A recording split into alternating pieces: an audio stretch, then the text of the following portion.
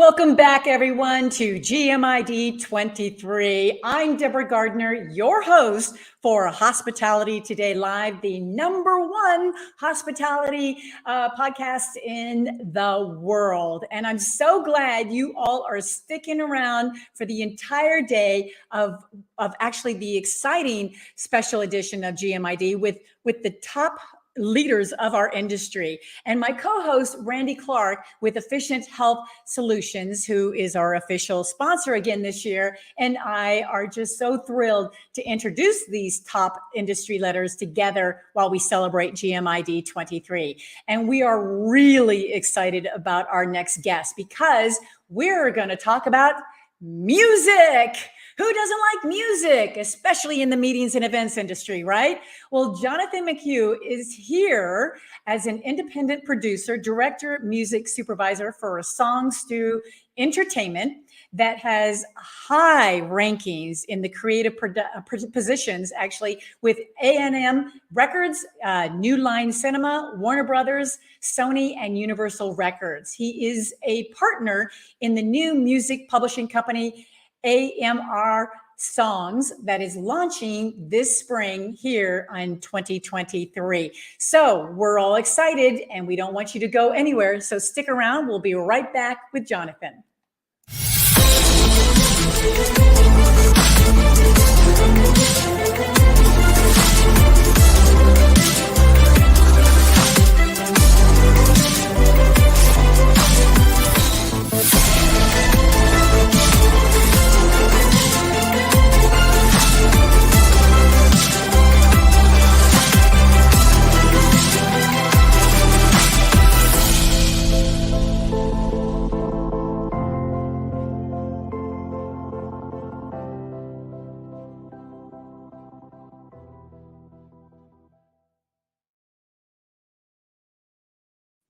Our next guest, Jonathan McHugh. Thank you so much for joining us. How are you, Deborah? Happy Blue Day. Yeah, thank you so much for wearing the blue. That's what GMID is all about. Everybody's wearing blue today. So not only here in the US, but globally, which is what our show is all about as well. So thank you so much for joining us. I'm just fascinated by your line of work. We would love, and I hope I mentioned exactly, not if there's more that I would love to know about you, like our viewers would as well. Is there more that you can tell us about your background, your experience in the music industry? Deborah, we could talk for hours. We probably could. I've been at this for a long time.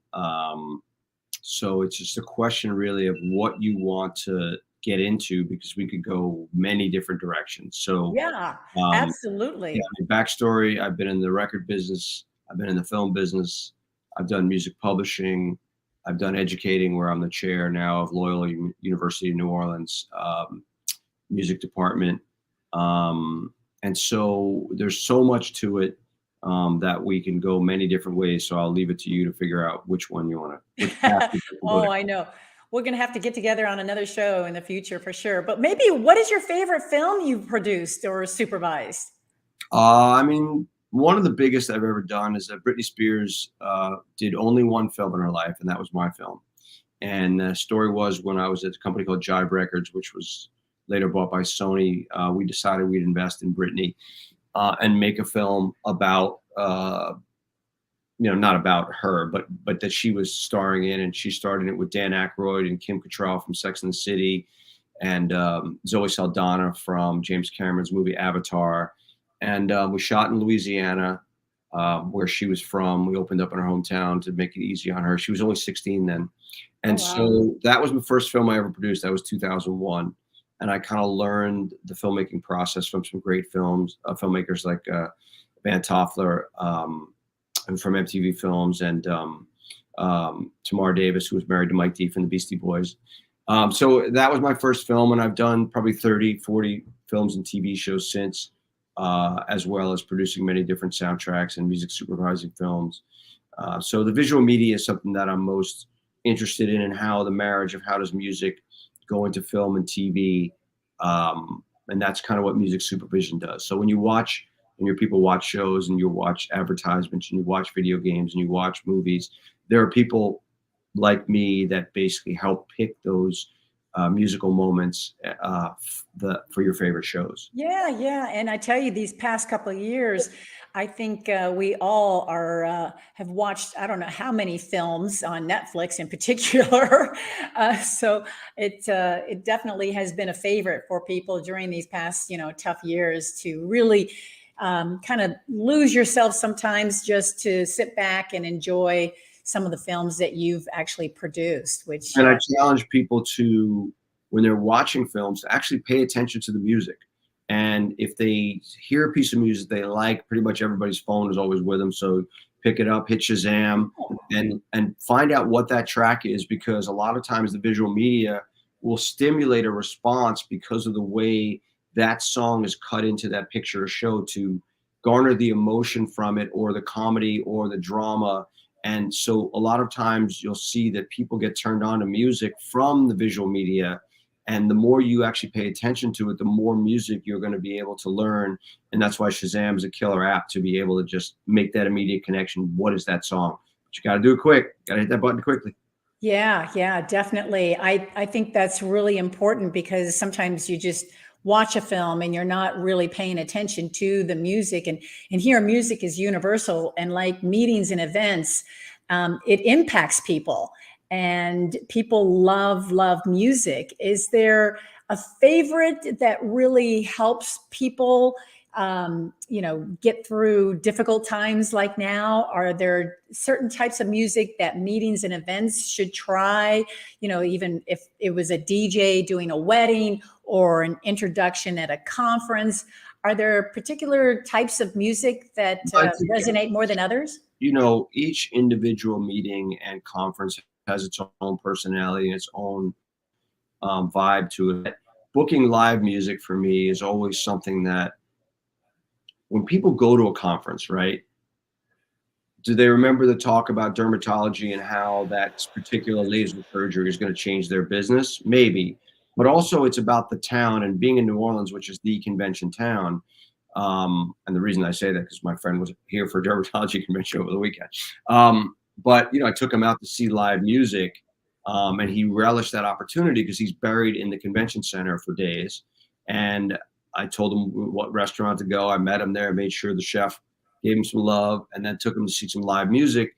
And that's part of what he'll remember from that conference, right? So the aspect of booking live music, and I book a lot of live music. I just did a USO benefit in San Antonio a couple months back.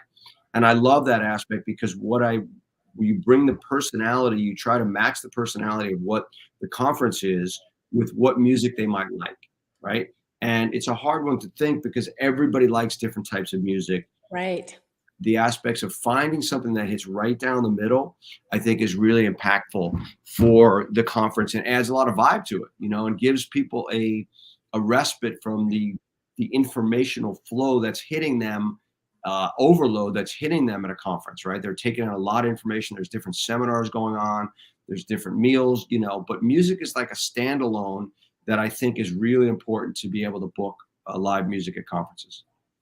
Yeah, I have to agree with that. Well, and as a former 3 million mile flyer on American Airlines, and now you're a frequent Southwest guy, you certainly have logged in your share of miles for business and pleasure.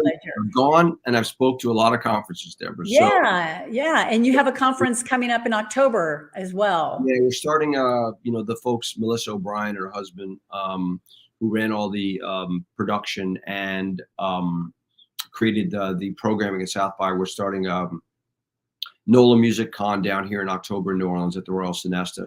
So that'll be a boutique conference for the music business, where people come from all over, and because New Orleans has such an amazing reputation for live music, and acts that have been starting to break here, like John Baptiste had these amazing experience last year at the Grammys, winning all those Grammys. Trombone Shorty, if you've heard of him. Tank and the Bangas has been nominated for 2 Grammys.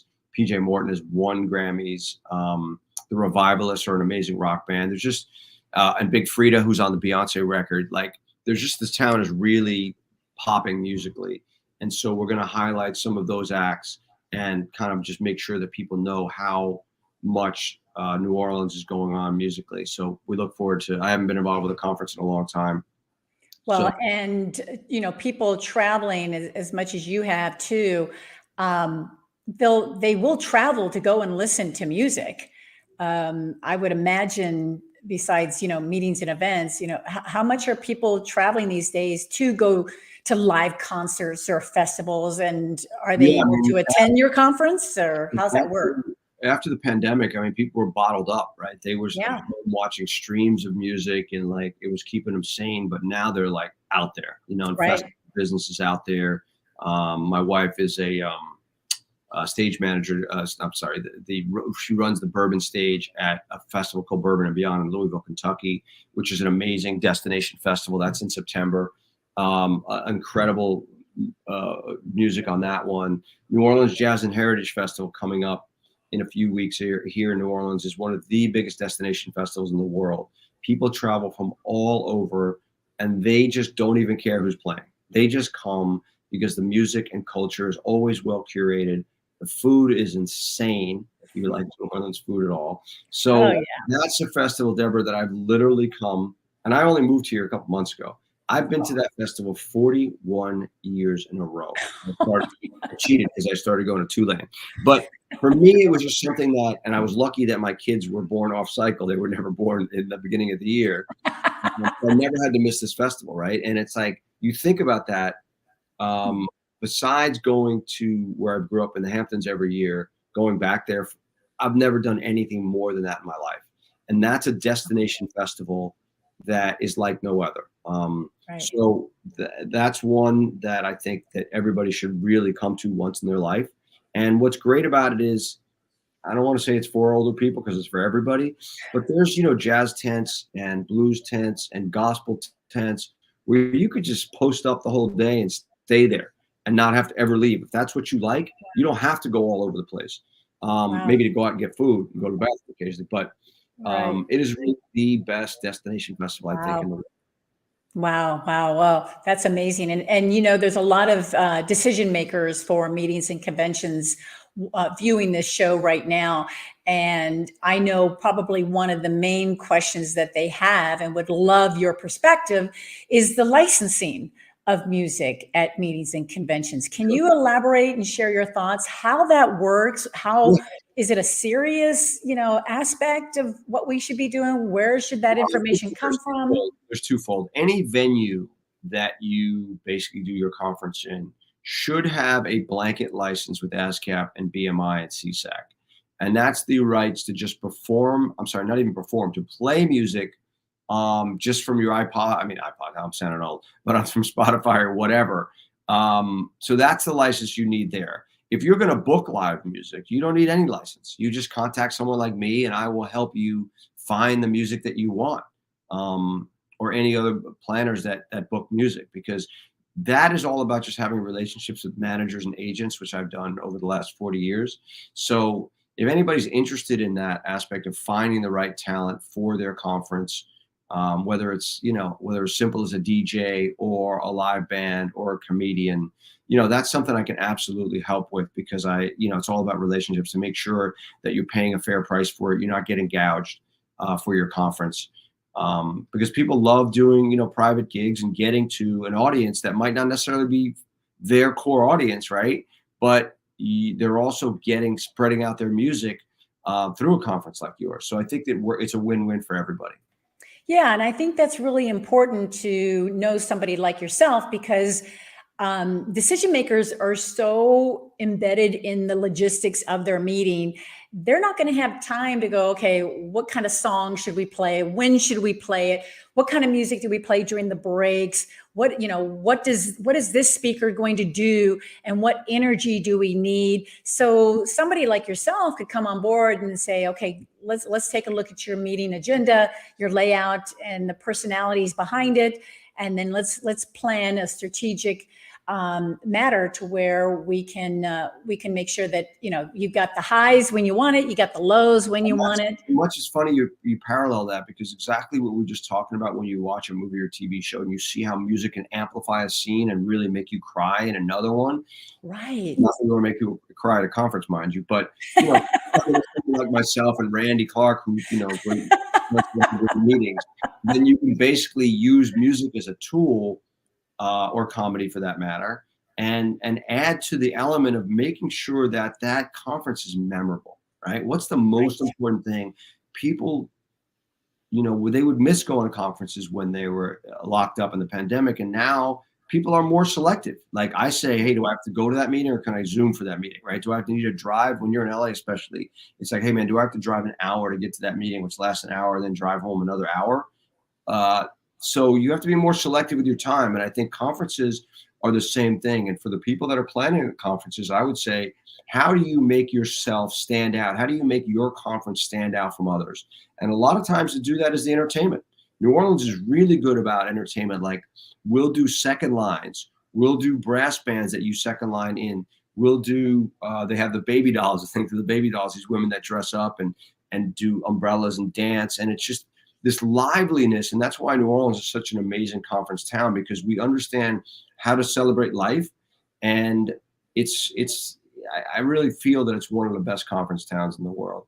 Wow, that is great. That is great. Yeah. And just listening to what you're having to say and share makes me think that the meetings and events industry hasn't really embraced the music aspect as much as we can. So is there any other tips that you would imply that would really make a difference and say, oh yeah, I need to really pay attention to, how this all works with the music aspect? Sure. I mean, I think what are the results that you want from your conference, right? You want everything to run on time. You want logistics to be smooth.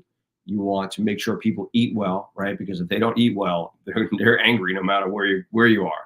And obviously that's why New Orleans leads the league, and because the food is, to me, better than anywhere here. But I think it's that if you're going somewhere, you want to go home to your friends and brag. I went to this city and I went to this conference, but I got to see this act called blank and they blew my mind, and you should buy their music or you should go see them live, right? So that takeaway is a chance to separate your conference from every other conference, right? And I think that aspect is really something that's overlooked a lot.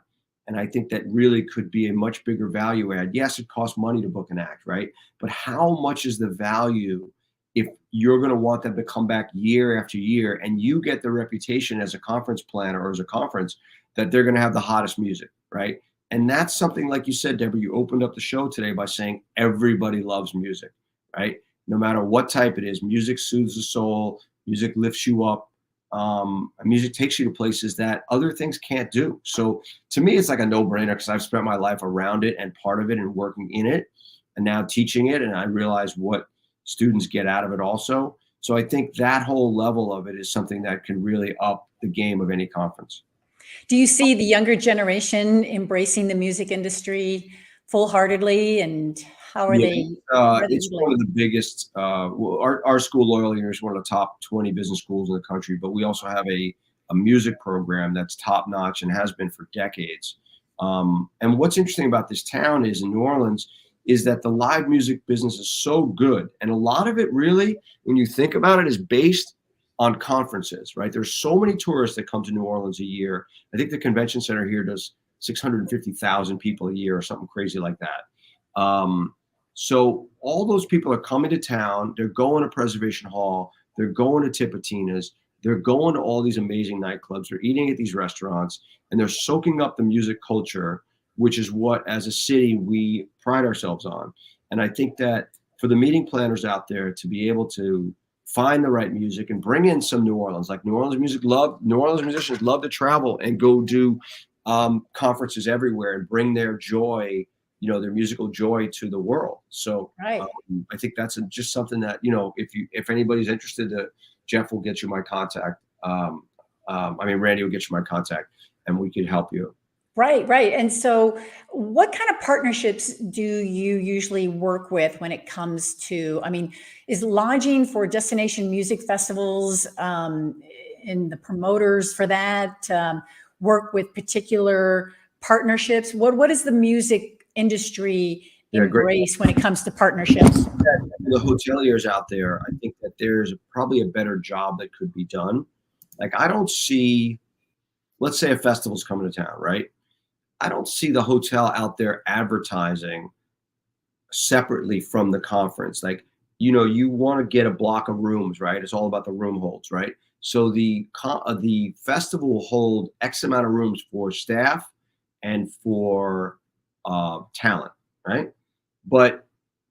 And they'll sell packages, right? So where they leave off, and they'll upcharge for the packages, right? Because that's part of the game. But they'll guarantee that the consumer in town for the conference get a room at a decent rate. I want more of the hotels advertise that this Lollapalooza is coming to town, Bourbon and Beyond's coming to town, and that there's specials, and that they should be part of, that they should come stay at their hotel. Like, I've never even seen that done, and I always wondered why. Like, if I'm in a hotel, and it was, chains are obviously hard, and people don't really look individually; they look chain wise. If you call Marriott or whatever hotel, you get an international hotline, and they route you to your whole hotel if you beg them to send you to that personal hotel. So I think that's something that could be better, well executed. But I think part of the problem is it's not really a boutique culture in the hotel world. It's mostly a chain culture. Yeah, and it's mostly considered a Smurf market with somebody from the hotel or a local vendor that just doesn't really pay attention to as much as they could, because it sounds like there's some missed revenue that the music industry can bring to you. Can you define Smurf for me? The Smurf, it's social, military, education, religion, and fraternal, but music is also You're saying that there. there's rates for those people, is what you're saying? Right. Okay. Right. So Deborah, they need to add, they need to have the M be part of music too. So, so that, yeah, Smurf. But yeah, it's a lost cause if people don't really embrace the music side of things. For anything and everything, music makes a difference. So there's always either a DJ or a live band, like you mentioned. Why not really make it strategic to help engage the participants that are there, to really make it memorable? Like you said, I really enjoyed that part. That made a lot of sense. So for you, Jonathan, what are you working on next that is a new trend in the music industry? Anything new coming about? New artists that we should be paying attention to? Yeah, we're launching a publishing company with my friend Tamara Conniff, who used to run Billboard magazine and ran Jay-Z's publishing company, called AMR, and that's just announcing. And that's great, because for me, I love working with new acts, and we've signed a bunch of new acts, and a legendary act like Ivan Neville. We signed John Sebastian. We signed the band Perry's song, If I Die Young, which she's remaking into another version. So I love the aspect of working with artists, and I think that's really important. Music supervising wise, I have a show called The Freak Brothers with Tiffany Haddish, animated show with Tiffany Haddish and Pete Davidson and Woody Harrelson and John Goodman. That's a really funny but perverse comedy that runs on Tubi, which is the Fox's animation platform, online platform. So those two things are really good. Good. Always something. Is it really tough for the young generation to get into this industry? Is it tougher than ever before, or is there a lot of opportunities? I think there's always opportunities. I think if you know the marriage of music and tech, there's now a tech way to get into the business. Programs like ourselves at Loyola are really fantastic at making sure that you're ready for school. Pursuing internships in college is really one of the most, I call it the coin of the realm. Like, you have to be getting internships, because when people look at your resume to hire you, they don't want a blank slate. They want someone that has some knowledge and that can really provide value when they come in right away. Yeah. So I think it's hard because everybody wants to do it, but I think there's always room for great people. That's good to hear, because we just, again, music is music, and we can't do without it. We can't survive actually without it at the same time. Oxygen, baby, oxygen. That's right. That's right. So if you had to look back these past couple difficult years, Jonathan, I'm sure, you went through some things like the rest of us. Was there anything that you learned personally for you and you're utilizing it in your everyday endeavors? Always, in making movies, the people that make the most money or that work a lot are, especially in documentary filmmaking, are editors. So I always wanted to, I wish I had time to edit, right? And then during the pandemic, I figured out a way to get my editor Zoom in and run this program called Premiere through it so he could teach me to edit. And so I enjoyed that aspect. Wow. And I enjoyed having my grown kids back home again during the pandemic. My wife didn't like cooking for 8 people, whatever. But we made everybody make more. And that was a blessing. But overall, we're outgoing people. Like, I can tell you have a lot of personality. It's incredibly outgoing. We want to be out mixing up with people, going to events, going to meetings, going to shows. Yep. People is my commerce, and I know it's yours too, because that's what we have to do in our world.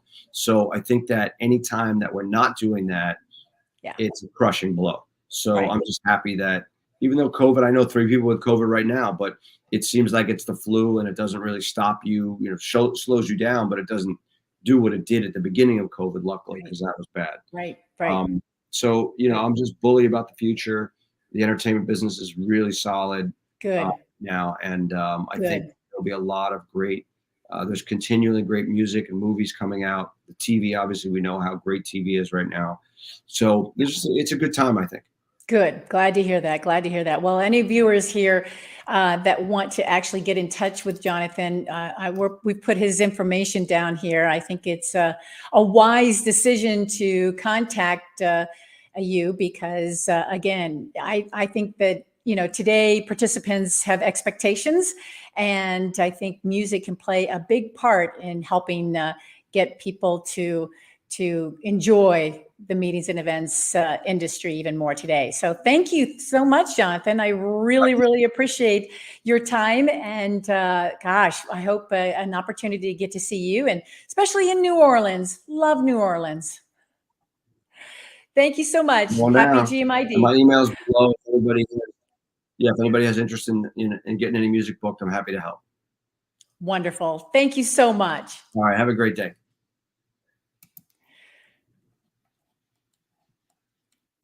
Well, there you go. Jonathan McHugh, who is fantastic, a fantastic contact. I mean, you can't get any better than Jonathan McHugh here live on Hospitality Today Live to actually help you strategize your music for your next meetings and events. And I'm glad to know that he's ingrained in the meetings and events industry as well. So it's very important to know he actually knows what you do.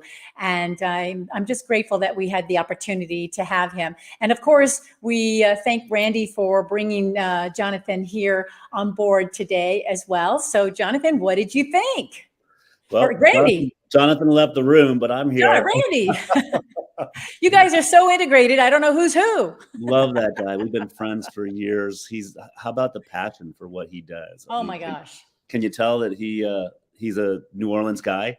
Perfect. I love New Orleans too. I love the people in New Orleans. So he's in his perfect element. We've been friends for so many years. I didn't realize that I learned something here, but we became friends right at the same time that he produced his first film. So I didn't know that about him. I knew him more from the music industry rather than the film. Nice. My gosh, 30 to 40 films since then, and all the things that he's done. It's pretty amazing. I was going to have some background music, but I didn't want to get you in trouble. I don't have the licensing, and I don't. You would have to have the license, right? I wasn't sure about that. What else did you take away? But he had such great information. If you don't know what Shazam is, I didn't. I only know because I have teenagers and they told me what it was. But it helps you determine what the songs are, and I love that. And I do that just because I'm more artistic. I like to listen to music, and I do listen to it at the television shows and movies, and it really does make a difference. And it does make a difference, like Jonathan was saying, in your program. People will talk about the destination, they'll talk about the music, they'll talk about the food and things like that. And it was great that he offered his expertise. if he's offering, I would absolutely take advantage of that and give him a call, because he's got some great information. When I worked in the hotels in Hawaii, I was fortunate enough to work at a hotel that had all of the presidents since Lyndon Johnson stay at our hotel. And also we had all of the entertainment acts come and stay at our hotel. And I worked with a lot of different tour managers. And I like what Jonathan said or I took heart to what he said, that the salespeople or the hotels don't promote those concerts and things that are coming up. And I never did, because I always thought that the tour manager was so busy focused on the tour and working with me to get the rooms booked and everything, and working with the venue to get the act there and making sure that's okay.